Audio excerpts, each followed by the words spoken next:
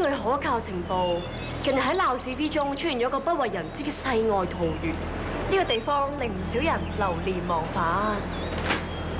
究竟傳說中嘅世外桃源係咪真係存在咧？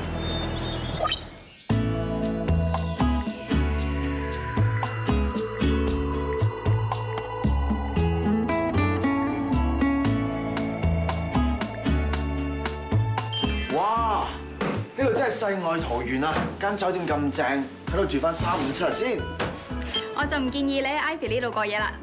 Ivy？ 又難怪你會以為去酒店嘅，因為 Ivy 嘅設施逼真完善，同行業嘅實際環境咧非常之相似，好適合大家學習㗎。